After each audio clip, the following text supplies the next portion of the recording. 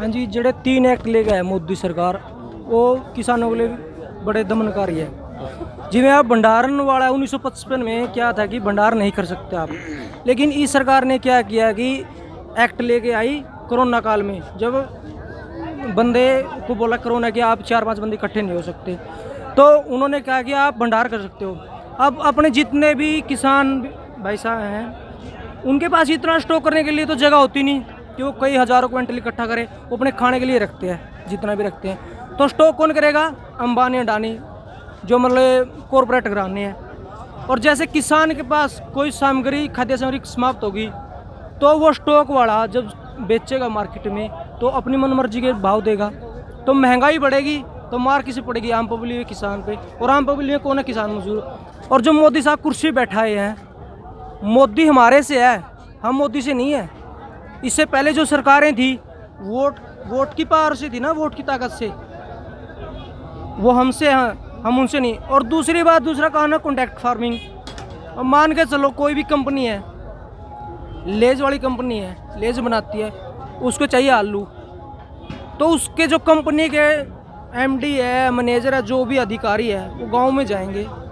गांव में जाने बाद किसानों के गांव से काफ़ी बड़ी मात्रा में कॉन्टैक्ट करेंगे कि हम आपका 25 रुपये मान के चलो कॉन्टैक्ट करते हैं, और जो सारी दवाई भी जम करेंगे। और उन्हें एक बात थोप दी किसान के ऊपर कि क्वालिटी जिम्मेवारी आपकी होगी, क्वालिटी जिम्मेवारी किसान। तो वो जब दवाई खाद बीज दे रहे हैं तो क्वालिटी जिम्मेवारी वो क्यों नहीं ले रहे? क्योंकि वो इसे पीछा छुड़ा रहे हैं। अगर बारिश आती है, ओलावृष्टि होती है, तो मजदूर की फसल तो ख़राब है, तो वो फिर जो खाद बीज की दवाइयों की जो पैसा दे रखा है वो उससे किसान से लेगा। और जो छोटे किसान हैं उनके पास पैसा नहीं होगा तो उनकी ज़मीन के ऊपर बात आएगी, तो उनकी ज़मीन गिरवी रखेंगे वो। तो ये विरोध में ही है।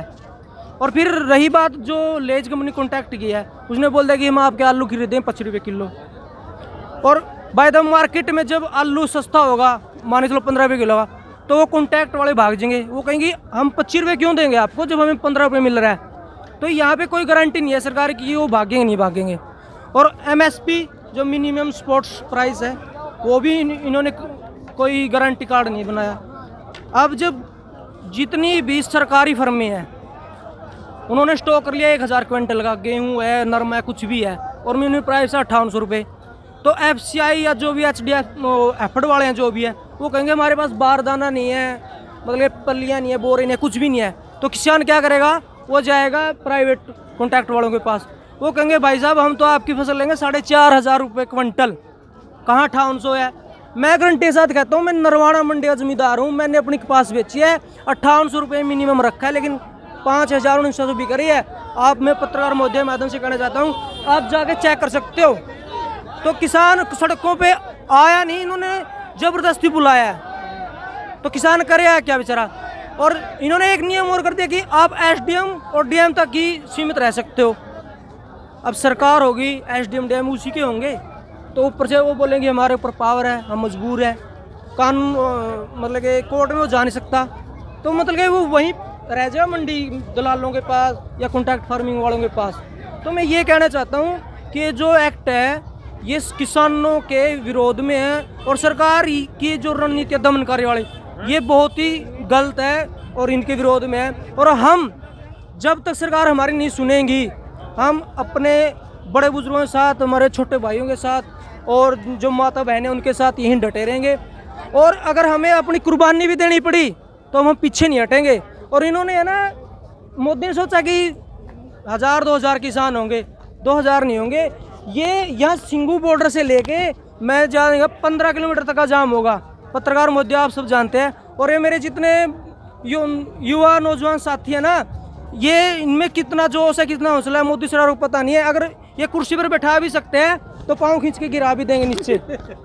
और मोदी को ये समझ लेना चाहिए कि जो आप कर रहे हो गलत है, क्योंकि आप सुबह जब चाय पीते हो वो दूध होता है, वो भी किसान के घर से बंधी हुई मैस से आता है। कॉफ़ी पीते हो वो कॉफ़ी भी किसान ही उगाता है। जो आप ब्रेड खाते हो या रस खाते हो वो कहाँ से आता है? वहीं से आता है। तो मैं माननीय मोदी जी से कहूँगा कि किसानों जो डटे हुए आंदोलनकारी, इनकी समस्याओं का समाधान करें और अपनी दमनकारी नीति को वापसी ले। संशोधन नहीं, ये बिल ही वापसी लेना चाहिए। ठीक है जी। आपकी बातों से मुझे 2-3 सवाल आए हैं। हाँ जी, हाँ जी। सवाल ये कि किसान क्या जरूरी है कि वो अंबानी, अडानी और कॉरपोरेट घराने के पास ही जाए? सर, अब गांव में कोई मुखिया है, गांव में पुलिस आती है कोई भी सिलसिले में, तो सबसे पहले मुखिया के पास जाती नहीं जाती है। तो अब जो सरकार को चंदा दे रहे हैं, डायरेक्टली किसी को पता नहीं है, नीचे नीचे सबको पता है कि वो चंदा आता कहाँ से है। आपको ही पता है पत्रकार महोदय जी। तो अगर सरकार उनके लिए नहीं बना रही है तो कानून एक्ट वापस क्यों नहीं ले रही, बताइए आप मुझे। और एक बड़ी बात और बताऊँ, इन्होंने बोल दिया कि हम 6,000 रुपये किसान को दे रहे हैं। भाई 6,000 रुपये जो किसानों को दे रहे हो ना, आप उनके ऊपर एहसान नहीं कर रहे, क्योंकि जो टोल टैक्स लगा दिए, पहले थे नहीं थे, सड़कें तो वही है, अब भी टोल टैक्स बढ़ा दिए गाड़ी के ऊपर, ट्रक के ऊपर, और जो मतलब ट्रांसपोर्ट से वो बढ़ा दिया। अब जो MP MLA है उनकी तनख्वाह 20 साल पहले देख लो, और आज जो किसान के ऊपर महंगाई दर है और जो किसान के हमने वो देख लो, कितना फ़र्क है, दिन रात का आसमान धरती का फ़र्क है। तो वो चीज़ें क्यों नहीं देख रही है? जब ये इन चीज़ों के इतनी जल्दी मतलब कि वो बढ़ा रही है, सैलरी बढ़ा रही है, तो किसान के रेट बढ़ाने में दिक्कत क्या है? डीजल पेट्रोल पीछे से महंगा नहीं है, यहाँ के महंगा होता है। क्यों होता है भाई? विजय माल्या है, नहीं विजय माल्या है, कितने हज़ार का गबन कर गया क्या कर दिया मोदी ने? हरियाणा की भाषा में पुंजड़ पाट लिया, वो नहीं पटा। नीरज मोदी है, कितने पैसे लेकर चले गया। ये सरकार, जो मेरे बड़े बुजुर्ग थे वो कहते थे कि ये उद्योगपतियों की है, ये उनको फायदा देने के लिए क्या करते हैं कि टैक्स बढ़ा दो किसानों पे, बिजली का बिल बढ़ा दो, यूनिट बढ़ा दो, ये कर दो, ये कर दो। एक किसान बैंक से लोन लेता है, जमीन कुड़ करके कर देते हैं, जेल में डाल देते हैं। तो भाई मालिया क्यों नहीं डाला आपने, नीरो क्यों नहीं डाला? इनको पता ही वो कहाँ बैठे हैं। ग्रीन कार्ड जब किसान को ढूंढ लेते हैं ये, तो उसको ढूंढने चाहिए। प्रदूषण पे जब पराली बनती है, गोदी मीडिया की बात कर रहा हूँ मैं, जब किसान पराली जलाता है तो पहुँच जाते हैं वहाँ, किसान ने, फलाने ने, धिकड़े ने पराली जलाई। तो भाई अब गोदी मीडिया की इस किसान का जो इतना बड़ा कट है लंबा, वो क्यों दिखा रहा है? किसान पराली पे कितना फाइन है? फाइन तो मतलब कि होना ही नहीं चाहिए जिस हिसाब से, क्योंकि इस देश का जो पेट भरता है किसान है। आप उसके ऊपर क्यों ये थोप रहे हो टैक्स? पराली पे जो जुर्माना ठोक रहे हो। इसकी किल्ली में मैंने, मेरे गांव में था 2500 रुपये पर एकड़ पे था। अब जो आधे किले का जमींदार है उसके ऊपर वो ठोक दिया, डीजल महंगा कर दिया, पेट्रोल महंगा कर दिया आपने, बिजली खपत महंगी कर दिया आपने, और टोल टैक्स लगा दिए। तो जमींदार कहाँ जाएगा? सड़कों पे आएगा भाई। ग्रीन कार्ड, शक्ति कार्ड बोला था माफ करने। ये क्या है कि यूपी में जब इलेक्शन देने कहा कि सरकार बंदी, पहले कलम से हम जिम्मेदारों के कर्ज माफ करेंगे, इन्होंने उनके नहीं किए, विजय माल्या के नीरव मोदी कर दिए भाई। तो उनके क्यों नहीं किए? और जब ये 6,000 दे रहे हैं, मैं ये कहना चाहता हूँ, ये जो बड़े बड़े 5 स्टार रूम बैठ के पार्टियां करते हैं, वो 6,000 रुपये में एक महीने का खर्च ला के तो देखो ना अपना। बड़ी बड़ी गाड़ियों में चलते हैं, किसकी मेहरबानी है? पब्लिक के ऊपर टैक्स ठोक रहे हैं। और दूसरी, हाँ बताइए सर। जैसे कि आपने देखा होगा, जितने भी MP MLA मंत्री हैं, उनके बच्चे आपको सरकारी स्कूल में नहीं मिलेंगे, या तो वो फॉरेन मिलेंगे या बड़ी बड़ी जो प्राइवेट यूनिवर्सिटी है उनमें। क्यों? क्या सरकारी स्कूल में पढ़ाई नहीं होती? हमारे ग्रामीणों से जो बड़े बड़े IPS IAS लगते हैं, क्या वो पढ़ते नहीं? क्योंकि भाई साहब उनके पास पैसा ही इतना है, वो खर्च कहाँ करे? तो कभी यूनिवर्सिटियों में चेक कर रहे हैं, कभी अपने बच्चों के लिए BMW दिला दी, फॉर्च्यूनर दिला दी, जैकवा दिला, इस पे कर रहे हैं। और किसान का बेटा क्या करे? दिन रात मेहनत करके कभी D ग्रुप में लग गया, कभी कुछ लग गया। तो किसान के ऊपर तो थोपा जा रहा है ना दमनकारी नीतियाँ।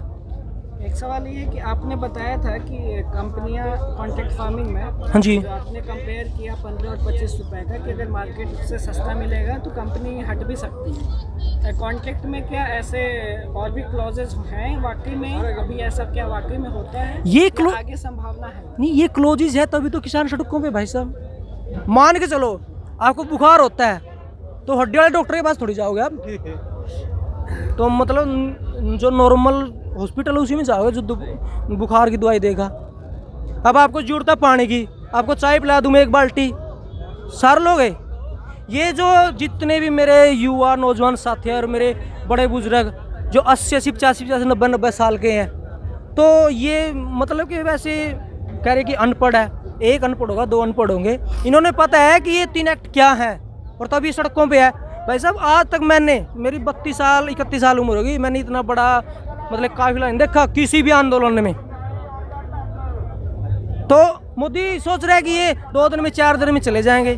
भाई हम यहाँ ना अपनी कुर्बानी दे देंगे लेकिन हटेंगे नहीं।